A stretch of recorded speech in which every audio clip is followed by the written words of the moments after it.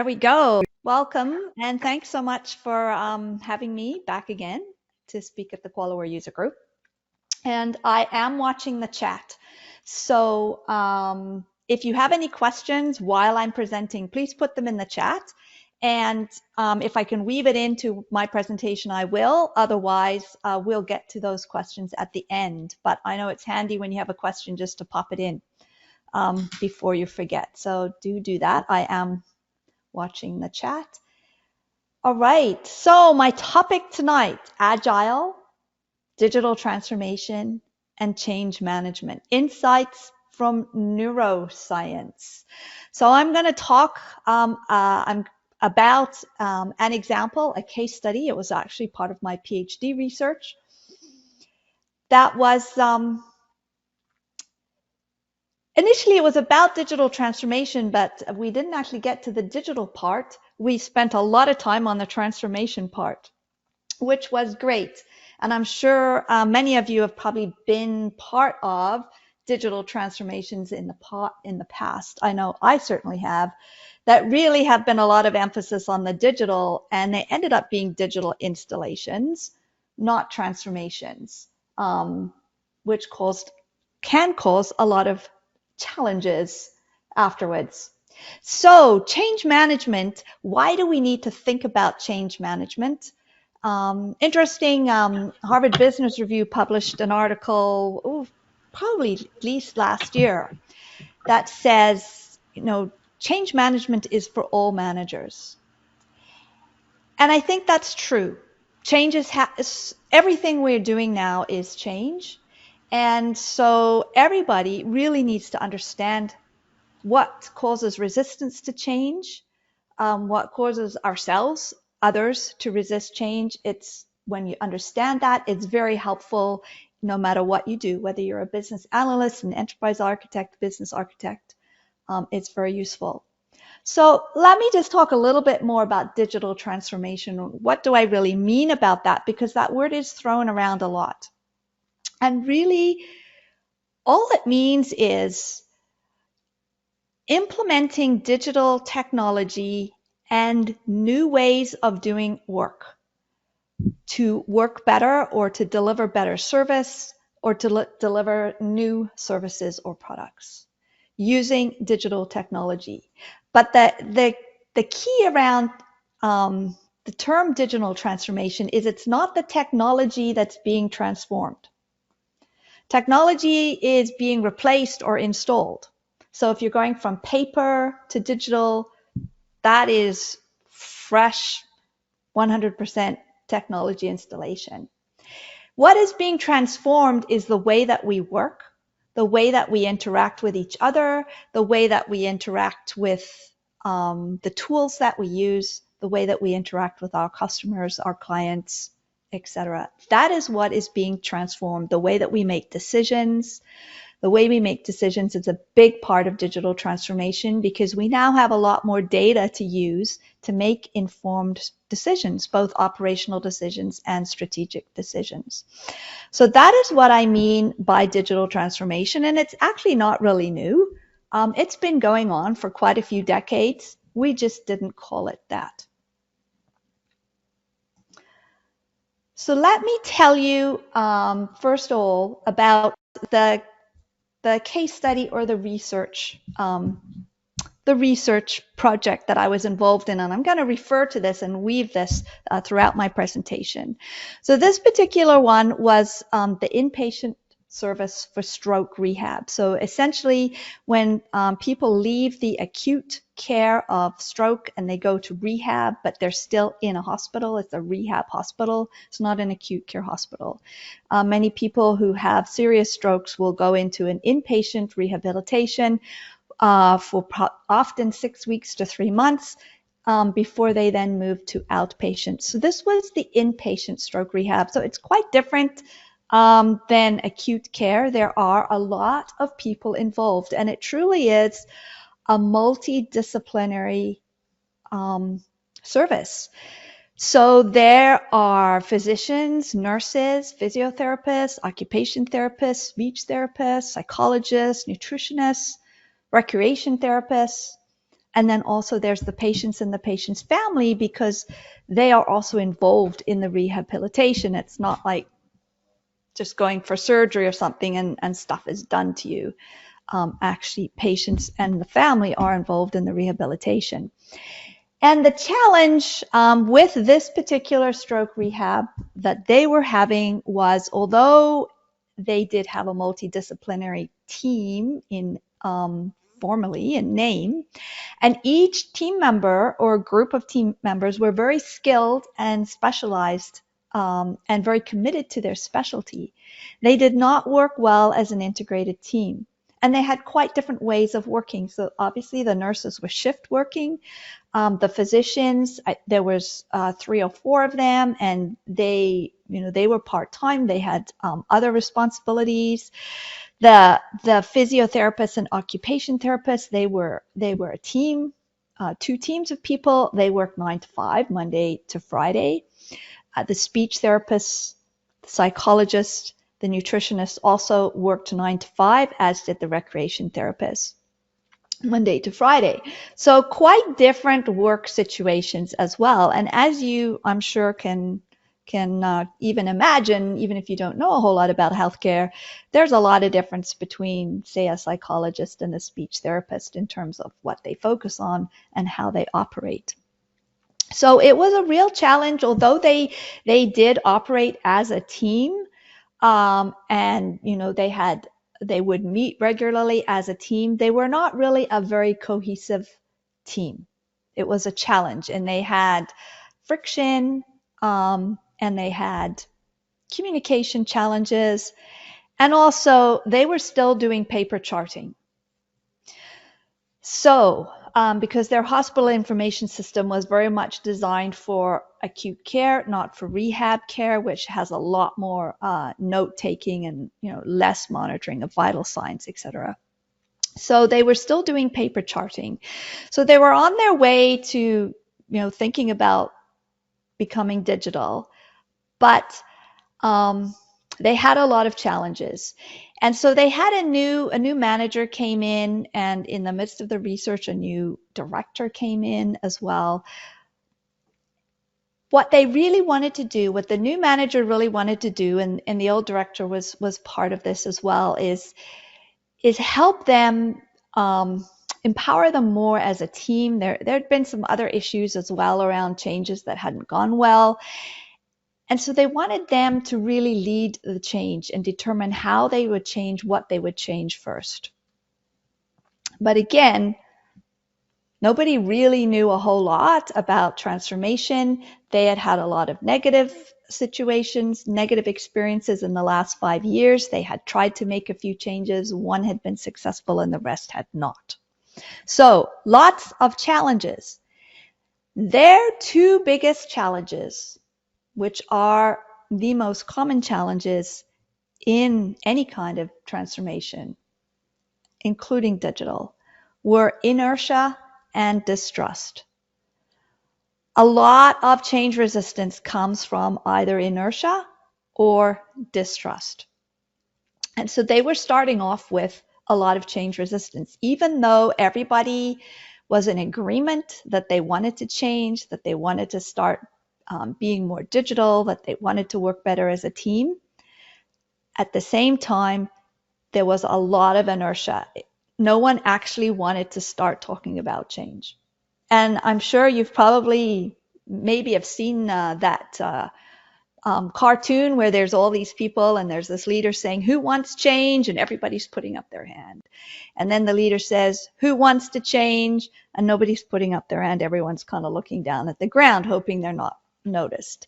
That essentially is the definition of inertia. We actually don't want to change. We want to change, but we don't want to change. Sort of a conflict. But essentially what it means is it's really hard to get people engaged and involved. So they were starting off at a great disadvantage. They wanted to have this grassroots change, but the grassroots didn't want to participate. And a big reason for that, a co-reason with inertia, is distrust. And they had a lot of distrust. They had distrust of leadership. They had distrust of each other. And it also turns out that they had distrust of themselves. They actually didn't trust that they could get along as a team and come up with something without a lot of friction. And everybody was already in a state of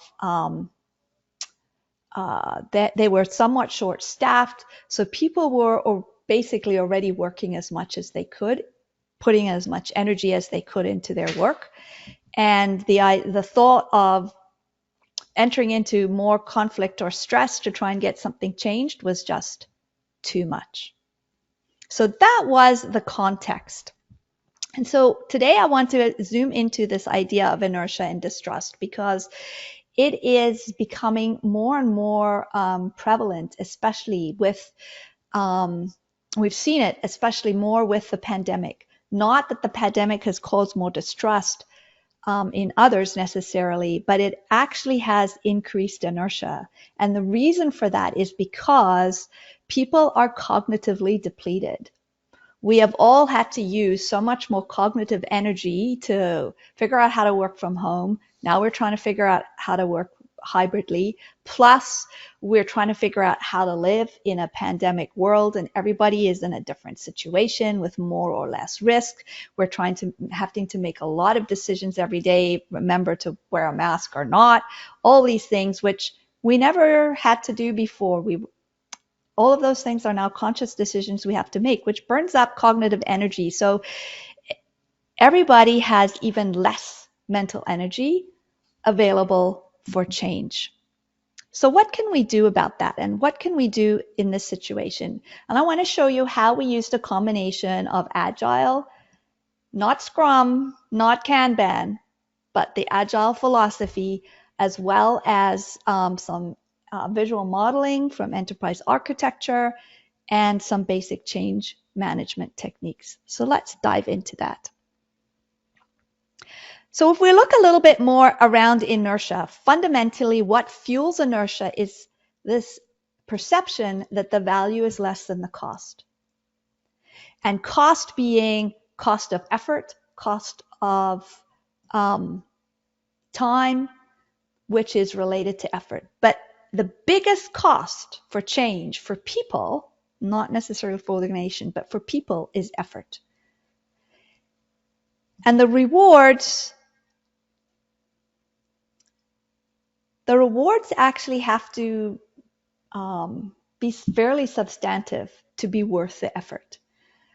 And we've all experienced this. How many of us have made New Year's resolutions to be more active or to eat more healthily or take up a new instrument, whatever, various things, and we don't actually end up doing it. It's because the reward often is in the future, the effort is right now, and we're not sure that really the reward is worth the effort. And then on top of that, we have this thing called all humans have, which is a present bias, which means what we're experiencing right now gets a lot more weight in our mind than the future. So what that means is the current effort is given a lot more weight in our minds than a future reward. And this is just a natural human condition, and we all think this way. So inertia is fundamentally fueled by this value cost equation, which is influenced by whether it's occurring in the present or in the future. And our choice to remain inert, our weighing of present effort more than future reward is often done unconsciously. We don't even really think it through consciously. And the reason we do this is because our brain is actually wired to conserve mental energy. So anything that's going to take a lot of mental energy, and especially if we have a cognitively demanding job, that's going to be weighed as a high cost in our mind. So why is our brain wired to conserve mental energy, and what does that actually mean? There's some really interesting insights from neuroscience on this. But essentially, how we make decisions and how we decide what to do is a function of neural paths in our mind, especially for things that are repeated, that we've done before. So when you learn something, when you learn how to ride a bike, when you learn how to play an instrument, when you learn how to drive a route to work, a neural path is created in your brain. When you learn how to, do a stroke rehab assessment, right? When you learn how to create a plan, when you learn how to do all the various things that you do in your work, neural paths are created so that you don't have to take a lot of mental energy to think about it all the time. And the way this happens is that there's a triggering cue that sets off that neural path. So there's some kind of trigger that's saved, and then our brain knows, okay, when that happens, we do this. And we have a memorized action based on that triggering cue so that we don't even think about it anymore. And, how many of you have, take the same route to work all the time when we were driving to work? And you always take the same exit. And now, you're on your way somewhere. It's pretty much the same route to work, except you don't want to take the exit. You want to continue, and your mind is thinking about something else, and you take the exit without even thinking about it, right? That is triggering cue, exit sign, memorized action, take the exit. That is your neural path in action. And we use neural paths all the time in our work to do familiar things. And this is why the pandemic has put such a stress on our cognitive abilities, because we've had to stop and think about everything before we go in the grocery store, before we get in the car. Do I have my mask? All these things that we had to stop and think because they weren't habits for us. So we're burning up mental energy, and we all have a limited amount of mental energy for the day. So our brain has been wired to build neural paths as much as possible to conserve mental energy, because we all only have a limited amount to spend for each day. So that we want to make sure, way back when, that we have the mental energy to deal with danger, etc. So it's a subconscious thing that causes change resistance, and it actually takes effort to overcome this. It takes a lot of effort to change the action that's based on that triggering cue. Okay, it takes mental effort. No matter how much you want the change, it still takes mental effort. And so this was the situation for our team. They were short-staffed. They were all under a lot of mental stress in a way that they had highly cognitively demanding jobs to figure out. Every patient was different, to figure out the rehab plan for that patient. And they had failed before. So when they evaluated the reward cost in their minds, and many of them did this subconsciously even, it's going to take a lot of effort to even just participate in this change, let alone change what we do. Is that effort worth it? We failed before. What's our chance of failing this time? Pretty high. That makes the effort even less worth it. Plus, I'm overworked, and I just feel too tired to do this. And again, a lot of this is subconscious. Some people will think it through when they have time, but a lot of it is subconscious. So as people thought about the effort to change, the effort to overcome friction and conflict, they had tried to make changes before, it hadn't worked, they couldn't get on the same page. Nobody else wanted to make things worse for anybody. We all want change, but we actually aren't really convinced that the effort is worth it. And that is one of the most fundamental reasons behind change resistance. So what did we do? Well, there's really only two options. One is you decrease the effort, and the other is you increase the reward. Those are really your only two options. Trying to make people more motivated is a complete waste of time.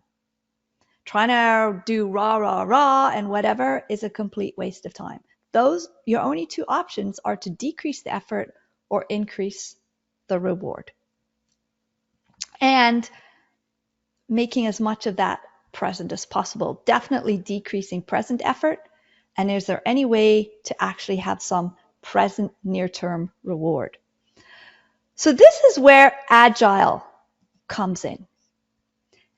Agile in terms of its basic principles. So again, we didn't use Sprint and we didn't use Kanban, but we used a lot of the Agile principles. So one of the fundamental principles of Agile is frequent smaller steps over a longer duration. Starting people within the process earlier. So getting everybody included at the beginning of the process enables people to be involved for a longer duration without actually making the process longer. And multiple smaller steps, less effort. And so if we look at the four principles of Agile, one is to focus on individuals and interactions, getting people involved. Really involved, not just surveys or whatever, but actually getting people involved. Number two, working business benefits. So in other words, the software development Agile principle is, get working code. It's more important than documentation. But if you bring that up a level to, more than just software development, it's about working business benefits. We want to get working business benefits as soon as possible. That's going to start bringing the reward closer.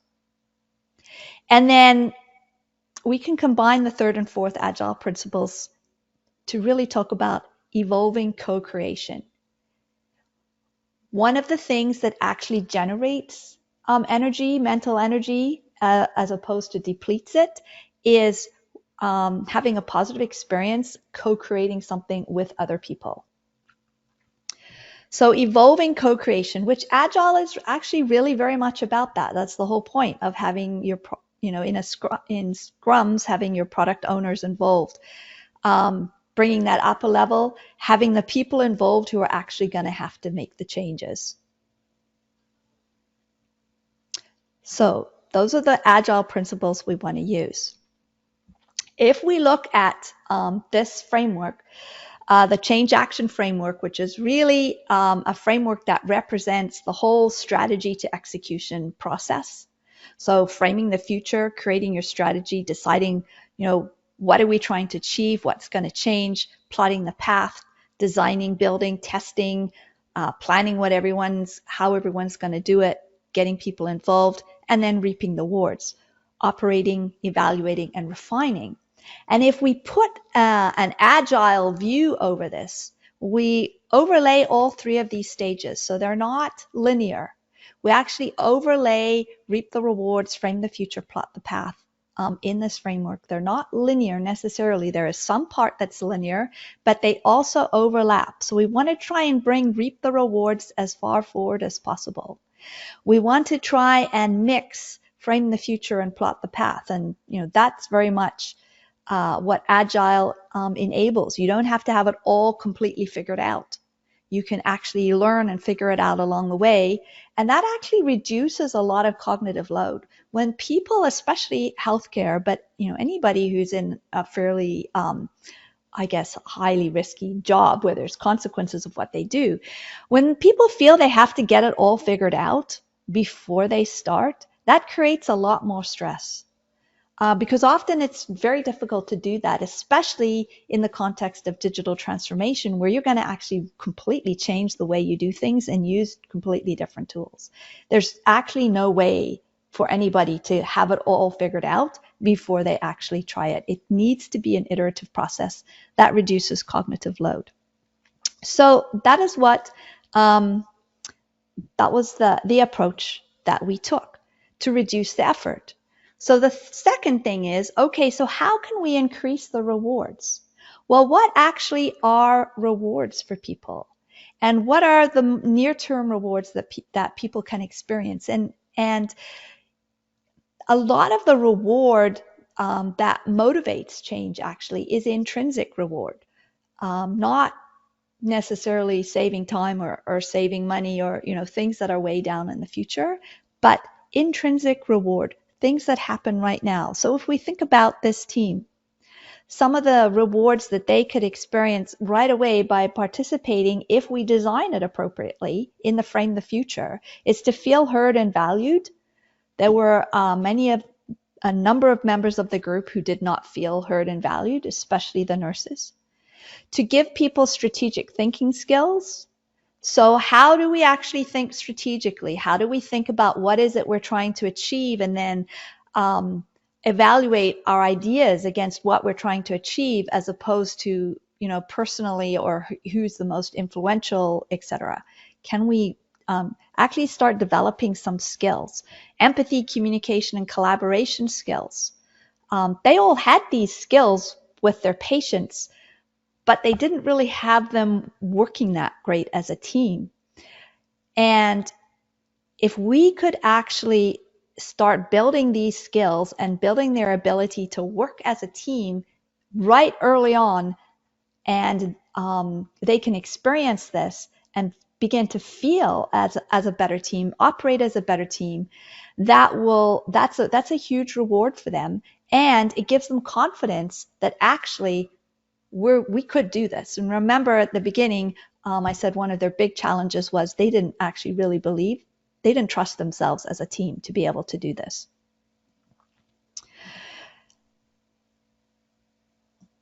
Increasing self-awareness, increasing the sense of being trusted, pride of ownership, accomplishment, risk management. There's all kinds of skills and experience that are rewards that are part of the change process that actually start to tip that scale and make this change feel more rewarding. And I could go a lot more into that, but I will just leave it at that. But just to remind everyone that think about, especially for those of you who are business analysts and enterprise architects, are there actually some ways that you can help your clients develop some new skills or improve their skills so that they can actually participate more effectively with less effort? So let's talk about the first stage. What was the biggest challenge that they had to address first? Well, their actual biggest challenge was that nobody agreed what to fix first. They had a lot of challenges, a lot of things that weren't working well. And to even agree on what to focus on first was difficult. They tried to do that before and it hadn't worked. So what we did in this situation was we actually used some enterprise architecture approaches. We built their first visual model, and we never called it enterprise architecture for them. We just called it visual modeling. So we built their first visual model, and you won't be able to necessarily read all of this, and that's fine. It's really small print. It's not necessary that you can read it, but essentially what we did over the period of 2.5 months was we built this model iteratively, and everybody saw the model as it was up until their point in meeting. So for instance, we met first with the managers and identified, based on the different processes in the service, what's your challenge in each process area. And then we met with the nurses, and we met with the nurses in groups of 2 and 3 on a break in the middle of their shift, because that was the only time we could get to meet with them and that they could spare. And so we actually had this diagram on a big board, and everybody came in, they had a look at it, and they had 2 questions. Have a look at this diagram. Any challenges on here, you say, yep, that's a big one for me. Anything you want to add? And those were the 2 questions that everybody got asked. And so they gradually built it. And then we met with the physios, and we showed them what had occurred so far, asked the same 2 questions. And so we ended up with this diagram that identified who was part of which process. So pretty much, everyone was involved in the planned discharge process. The actual clinical people and the patients were involved in the care, but the admin team was involved as part of the assessment and the intake. So this diagram, in one diagram, shows who's involved in what process and what are the challenges that people experience in those different processes, and are there any challenges that cross all the processes. So you can see there's a couple of challenges, like staff can have difficulty to emotionally detach, that goes across 3 processes. Patients and family have unrealistic or misconstrued expectations, goes across all the processes. And then over on the right, we had, what are the key impacts to you? So if you're a nurse, what are the key impacts of these challenges to you? And so you can read across the line and see, there's extra conflict with patients and family, increased workload, frustration, wasted energy, decreased job satisfaction. So out of this one model, we have a really good sense of what all the challenges are. Everybody has a good sense, not only their own challenges, but other people's challenges, and even more so how those challenges impact others, which is what helped them decide what should they focus on first. And they decided, we need to focus on the challenge that assessments take too long. This is something that we all agree it impacts all of us, and it impacts the patient. And they decided, let's pick something that impacts the patient the most first, as well as something that impacts all of us. And so that's what they picked. Assessments take too long. So we still are, everybody's still really focused on themselves, and we're not the greatest team yet, but they have reached an agreement. Big step forward. They've reached an agreement. So the next step is to say, so what exactly does a better assessment mean to each discipline? It's too big of a step to say, what does a better assessment mean to the team? That step is too large. All right, we want to take it in small steps. So what does a better assessment mean to each discipline? And so again, we used did this in a visual modeling tool, and you could easily do this in QualiWare. And we had a look. For each discipline, they came up with this map of what does it mean to them. And so when we looked at, particularly from the assess process point of view, what would a better assessment mean? Each discipline drafted their own view. Then each discipline presented their view to the others. And this is an amazing side benefit of using visual models, enterprise architecture, is that as people presented their view, they referred to their diagram, as opposed to saying, well, I feel this and this happens to me, and this is what we wish you would do different. All the things that they had trouble saying before that were too personal, and they didn't want to offend people. But now they had this diagram, they could explain, well, on this diagram, we came up with this, and this is what we want to present. It depersonalized it, and it actually enabled them to share and listen in a way that they never had before. To understand, there was some significant understanding that occurred as they listened to other people explain their diagram, because everyone was looking at the diagram, not looking at so much at each other, and so defenses were down. They discussed their differences in ideal experience. No one had ever shared really what their ideal experience was before. And so this enabled that conversation. So what are we doing here? We're building team. We're building a mechanism for them to be able to talk as a team. And they ended up reaching consent. What outcomes will we achieve, and what will we change? So now we've talked about everybody's individual view. We've got that little step, and everybody has understood everyone else, which no one had that understanding before. So now everyone actually has a much bigger, clearer picture of the challenge, the impacts of the challenge, and also what people's ideal experience is. So they're able to talk about Now, what are the outcomes we want to achieve? And then what will we change? And so again, we did another visual model, which we built over time, and we started with the outcomes. And we started initially with the direct outcomes for each, again, taking small steps, the direct outcomes for each stakeholder. So, what's going to be better for the nurses? What's going to be better for the occupational therapist? That's essentially what direct outcomes are. What's going to be better, right? So you can see that many of them, if you were able to read this, I was very small. Many of them said, well, it's going to be actually less time to do the assessment if we have a common assessment, because a lot of us do the part of the same assessment over and over. So for everyone, it's going to be less time to do the assessment. That was kind of their initial thought. And so they said, well, let's make that as a team outcome, less time to do the assessment. And then the nurses piped up and said, well, in actual fact, we have a very streamlined assessment already, and what we assess, no one else does. So it's not going to be less time for us.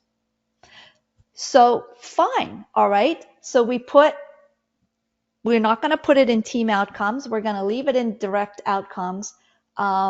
Less time to do the assessment. In actual fact, the physicians don't do an assessment, so it's not meaningful for them.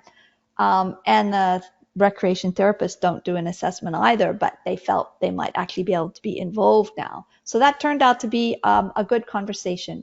So we've got an idea now of what's going to be the benefit for everyone, and everyone can understand that for everyone. It's really easy to see, and everyone is feeling heard because their benefit is there and documented. Well, now we were able to talk about team outcomes. What's going to be the benefit for the team? And what was interesting about this was as they talked about outcomes, and I'm just going to explode up those outcomes a little bit. As they talked about those team outcomes, those outcomes actually became the reference for the reference point for the scope of the change. So one of their outcomes was we will have a common language and everybody's going to use the FIM, which is the functional independence measure. We're all going to use it. They agreed. At this point, some of them were using it, some of them weren't. They all were using their own discipline's assessment language. And so by agreeing that this will be a team outcome, they are actually all committing to changing their own way of working, changing their own behavior. Nobody has told them, the manager hasn't come down and told them, you're all going to use a common language now, and, two people are going to go away and we'll come up with the common language, which is what had happened before and hadn't worked. It's actually now an actual team agreement, which means the team owns it, everyone owns it, and they'll be committed to make it happen.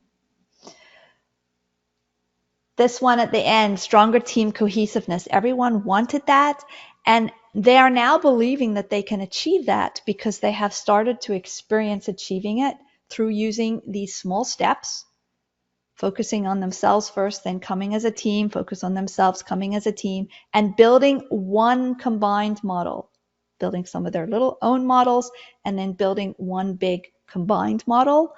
It is now theirs. It is documented.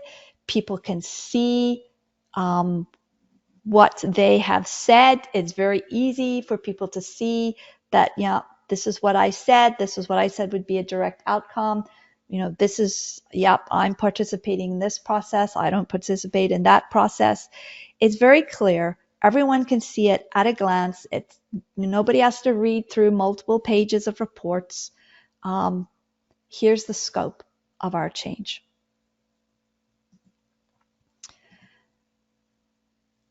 So then the next step, we've now framed it. How are we actually going to make this happen?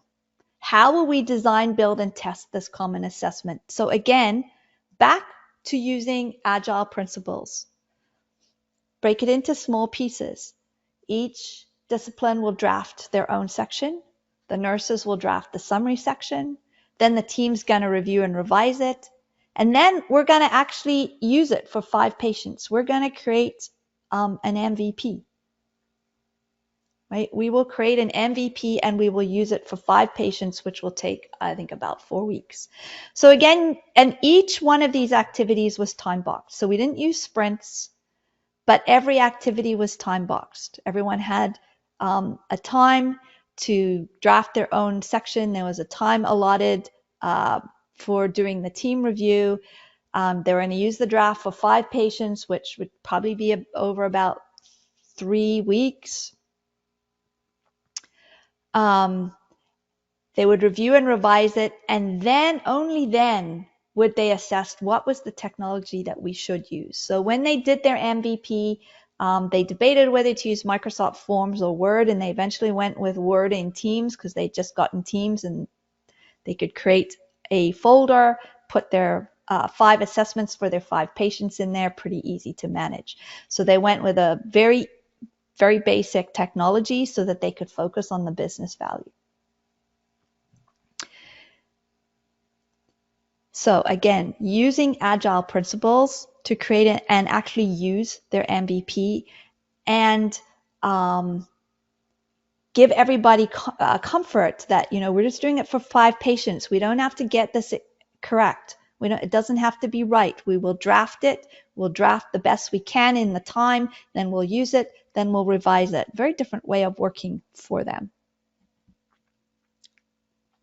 And in addition to this, as they went through this process, the value became much larger in their minds and what turned out to be much greater than the cost. The reward went up, the effort went down. Nobody had to read any documents. It was all done through visual modeling in small steps. No, day-long workshops or anything like that. In as little as 10-minute meetings sometimes. Within regular team meetings, within breaks and shifts, small frequent activities, so very much agile, structured visual models, so not pretty pictures, structured models, following a notation, on the basic principles of enterprise architecture, time-boxed outputs, draft, test, learn, getting on with working for fast benefit. Reserve judgment in terms of is this perfect or not. Let's just actually start getting some working benefit from this. They co-created their MVP. And so they reaped a lot of rewards during the change process, which is what started bringing up that scale. So again, you don't have to bring up the scale at the beginning necessarily. That scale of rewards will shift through the process. So the effort starts getting less, the weight of the effort starts getting less, the weight of the reward starts getting more, and that's just a rolling ball of commitment. So they ended up less effort, more reward. So using Agile, using enterprise architecture, and weaving in change management into the whole process to take the best of Agile and the best of enterprise architecture, we actually enabled this group of people to overcome a fairly significant roadblock to transformation. They focused on the transformation part first. Once they got that worked out, it was way easier for them to then go to the digital aspect and realize, only part of that assessment really needed to be structured in a digital form. Parts of it were very lengthy text. They could actually still remain as attached documents, at least in the near future. So I shall end there. I think I probably went over my time, but any questions from anyone? I just wanted you to repeat the last 3 things. You said using Agile, something, and change management. I can't remember the second one you said. I thought that was very insightful. Yes. So using Agile principles, using enterprise architecture principles of structured visual models, Okay, visual and models. then That's what I weaving, was looking for. visual Okay, models. thank you. Yes. And Very so nice. weaving those in, having an understanding of how our neurology works, how change management works, and weaving those in together. Okay.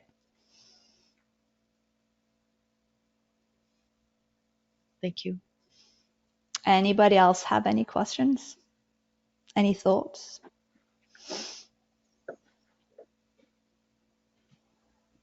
Some comments from the folks online about thanking you for the presentation and um, great case, excellent presentation. So thank you. In the process, you have changed the culture from Peter. Yep, that's right. We did. We changed the culture. We started shifting them from being quite siloed to becoming more of a cohesive team, and also changed their culture of the way that they approached doing something different or changing what they do. Yeah. You probably And I think mentioned. really is the best way to change culture is to actually, in small pieces, for people to experience it. Mm-hmm. And you probably said this earlier, Louise. Over what time frame was this? Yeah, so we did it in two parts. So the first part was looking at the challenges. And so that took us, I think, because we did it over summer, so that took us, we were done halfway through September. So July, August, and halfway through September, all of our different meetings. I think we ended up having about 20 different meetings. And then the process of actually coming to the agreement. What was very interesting, actually, initially as part of my research, was I didn't have all this neuroscience insight behind this, and so we Mm. spent about a month getting nowhere because I didn't realize the the tremendous inertia and why Mm. that was there, right? So we spent, I think it was a good month, we did lean training and all kinds of things trying to get people motivated and engaged, and it went all totally flat until we discovered what was actually really going on. And then it picked up really fast. Mm-hmm. Interesting. Hmm. Any other questions, comments from anybody?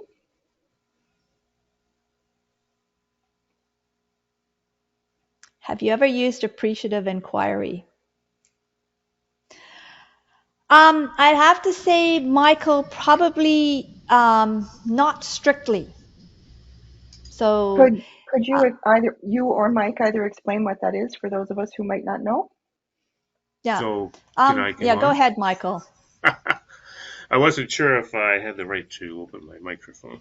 So anyway, when you were going through that the whole presentation, Louise, uh, it looked like you were starting with small groups, getting cohesion, bringing them now those small cohesive groups together into larger groups, getting their Hmm. cohesion until finally everybody was at the same place and they were going in the same direction. Hmm. And that's one of the fundamental aspects of appreciative inquiry is to, because everybody's running around with their own thoughts and everything like that, they start off with just pairs of people and they do appreciative interviews with each other. And they just get them to really, as far as the subject that they're looking into, they get them to tell about when they had a fantastic event that worked out great and just a memory of that. And from there, they go into larger groups where they use their creative juices to be able to either paint or draw the future and that sort of thing. And that way, they come. It's less logical and structured, I guess, and more emotion, creative, Hmm. and so on until they get to the Hmm. point where they're all in the same mindset, and then they can start working on how are we going to do this. So I Hmm. just wondered, it looked like it was very similar in the nature. So I just wondered if you had ever Hmm. heard of appreciative inquiry and if you'd ever used Hmm. it. Yeah, no, it is very similar in nature. What we didn't do was we were more structured. So we did go by process. And that was really to reduce cognitive load and increase focus. Um, but we did touch on the emotion, but because in actual fact, nobody probably would have come up with a really fantastic memory.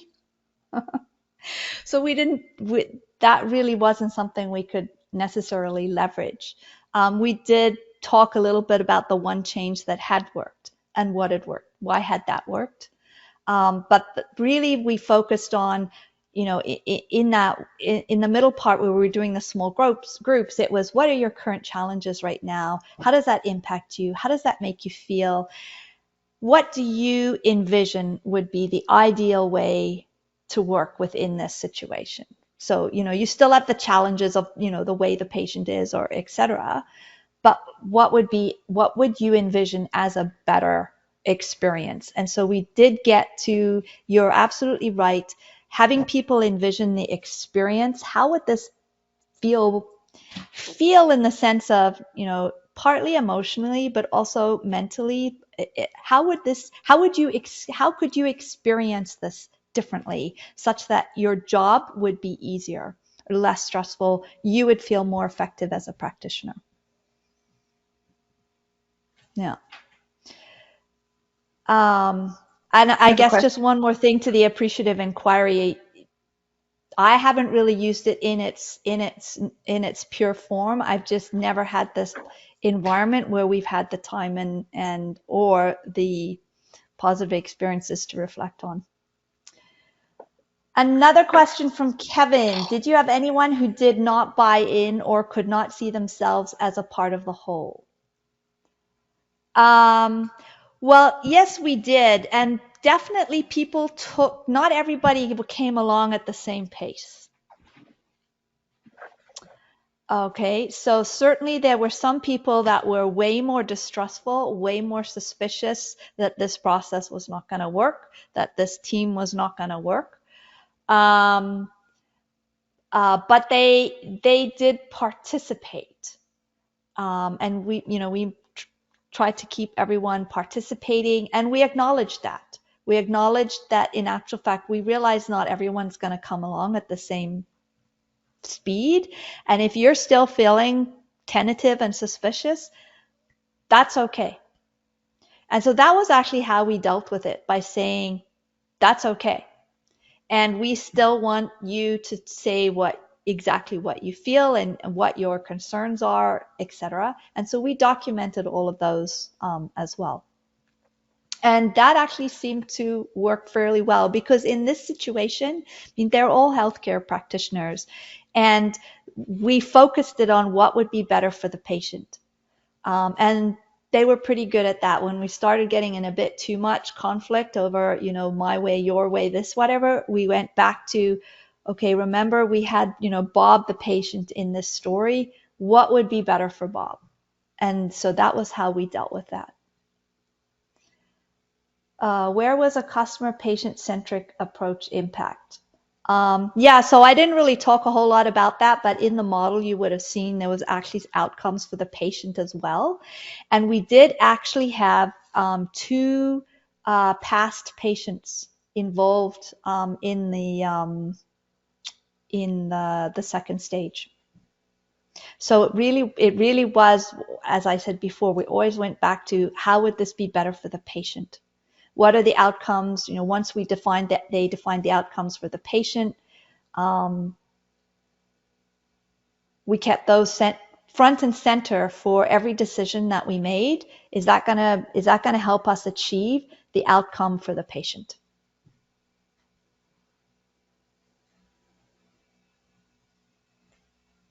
Okay. Thank you, Louise.